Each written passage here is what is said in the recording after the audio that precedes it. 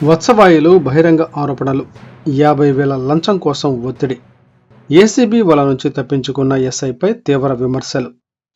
Today TV staff reporter చేని రాంబాబు, ఎన్టీఆర్ జిల్లా జగ్గైపేట నియోజకవర్గం.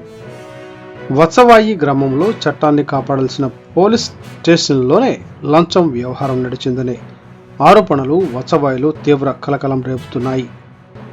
Vatsavai police station SI Pikki ఉమామహేశ్వరరావుపై 50,000 లంచం డిమాండ్ చేశారనే ఆరోపణలు వెల్లువెత్తుతున్నాయి. ఏసీబీ అధికారులు రంగంలోకి దిగినట్లు సమాచారం. అందగానే ఎస్ఐ హడావుడిగా అక్కడి నుంచి వెళ్లిపోయారనే వార్తలు మరింత అనుమానాలకు తావిస్తున్నాయి. గోపినేనిపాలెం గ్రామానికి చెందిన ఆర్టీసీ డ్రైవర్ బొప్పిడి బాబు పెద్ద కుమారుడు బొప్పిడి అరుణ్ పై మైనర్ బాలికను తీసుకువెళ్లిన కేసు నమోదు చేశారు. సెల్ ఫోన్ ఆధారంగా అరుణ్ను పట్టుకున్నామని పోలీసులు చెబుతున్నప్పటికీ అనంతరం జరిగిన చర్యలపై కుటుంబ సభ్యులు తీవ్రమైన ఆరోపణలు చేస్తున్నారు.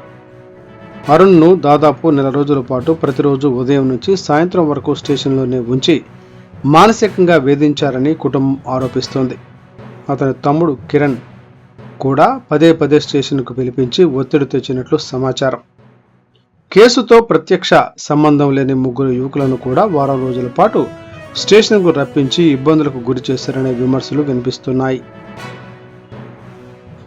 జనవరి 17న అరుణ్ను జగ్గైపేట కోర్టుకు హాజరుపరచగా బిఎన్ఎస్ సెక్షన్ 72/1 క్రింద నమోదు చేసి స్టేషన్ బెయిల్ ఇవ్వాలని కోర్టు ఆదేశించింది.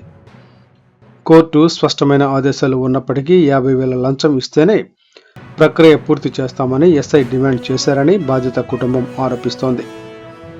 1 వారం గడువు ఇవ్వండి అని తండ్రి బొప్పిడి బాబు చెప్పడంతో అరుణ్ను పంపించినట్లు సమాచారం. అయితే తిరిగి వచ్చినప్పుడు తమ్ముడు కిరణ్ను కూడా తీసుకురావాలని షరతు పెట్టినట్లు తెలుస్తోంది. మంగళవారం మధ్యాహ్నం బాబు డబ్బులు తీసుకుని స్టేషన్కి వెళ్లి సార్ మీరు చెప్పిన డబ్బులు తెచ్చాను అని తెలిపినట్లు సమాచారం. కానీ వెంటనే డబ్బులు స్వీకరించకుండా బయట కొత్త వ్యక్తులు ఉన్నారేమో చూసి రావాలని కానిస్టేబుల్ను పంపినట్లు తెలుస్తోంది.